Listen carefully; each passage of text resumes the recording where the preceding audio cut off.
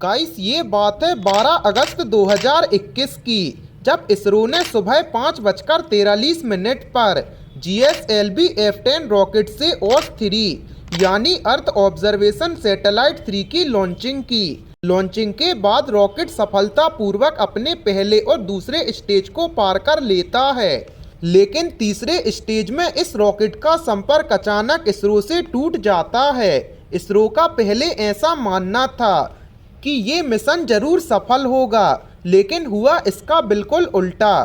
तो आइए अब हम जानते हैं कि आखिर ये मिशन था क्या, इसे क्यों लॉन्च किया गया था, इस मिशन के साथ थर्ड स्टेज में ऐसा क्या हुआ था जिससे इसका संपर्क इसरो से टूट गया, इन सब के पीछे का सच क्या था, आइए जानते हैं इस वीडियो में। नमस्कार दोस्तों, आपका एक बार फिर से फैक्टी नॉलेज की वीडियोस पर स्वागत है।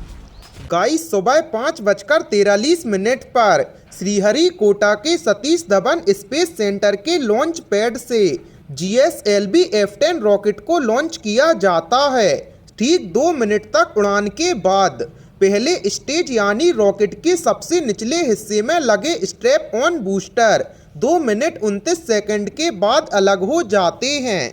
इसके बाद पहले स्टेज रॉकेट को तेजी से अंतरिक्ष की ओर लेकर तेजी से ऊपर जा रहा था। उस समय गति थी 9679 किलोमीटर प्रति घंटे की।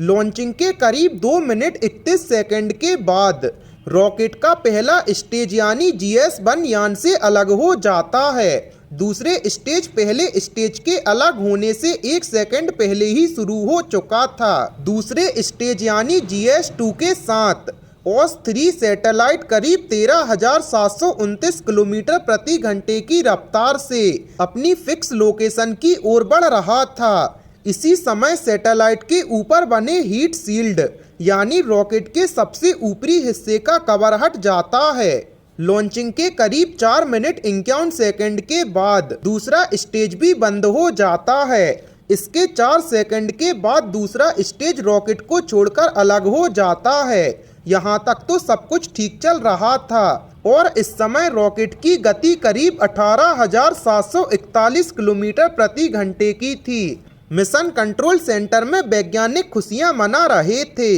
हालांकि सभी वैज्ञानिक अपने अपने कंप्यूटर पर भी नजर गड़ाए हुए थे, जब तक कि सैटेलाइट अपने लक्ष्य तक नहीं पहुंच जाती।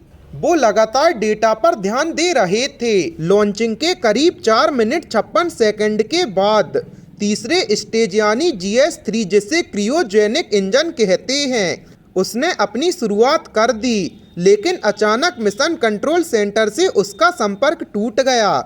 उस समय सेंटर में सन्नाटा पसर गया था, फिर भी टेलीमेट्रो स्क्रीन पर ग्राफ में डेटा बीच बीच में आ रहा था। ऐसे में वैज्ञानिक सोच रहे थे कि हो सकता है कि ये ठीक हो जाए।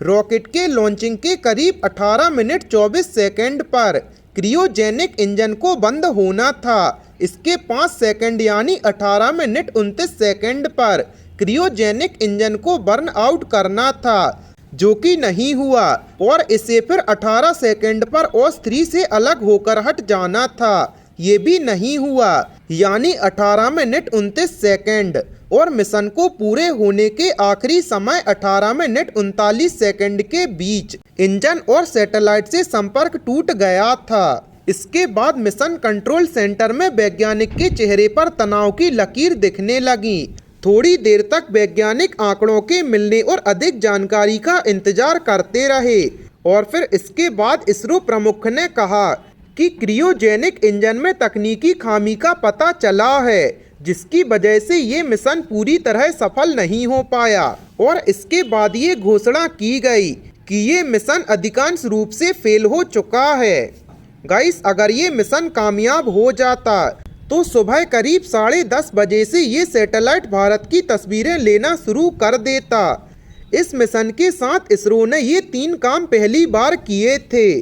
पहला, इसे सुबह 5:43 पर लॉन्च करना, ये इसरो ने पहली बार किया था। दूसरा, जियो ऑर्बिट में अर्थ ऑब्जर्वेशन सैटेलाइट को स्थापित करना, ये भी इसरो ने पहली बार किया था। और तीसरा, ओजॉय पेलोड फायरिंग यानी बड़े उपग्रह को अंतरिक्ष में भेजना, इसरो ने ये 3 चीज़ें पहली बार की थी। गाइस, अगर हम बात करें इस मिशन की खासियत की, तो ये सैटेलाइट प्राकृतिक आपदाओं और मौसम संबंधी रियल टाइम जानकारी हमें देने वाला था। इस सैटेलाइट की ताकतवर आंखें हमारी जमीन और जलीय सीमाओं की निगरानी भी कर सकती थीं। इसकी मदद से हम दुश्मन की हलचल का भी पता लगा सकते थे। इस सैटेलाइट की सबसे खास बात है इसके कैमरे। इस सैटेलाइट में 3 कैमरे लगे थे। गाइस, आपका इस मिशन के बारे में क्या राय है, हमें कमेंट सेक्शन में ज़रूर बताएं और ऐसी ही अमेजिंग फैक्ट्स के लिए अपने चैनल को सब्सक्राइब करें।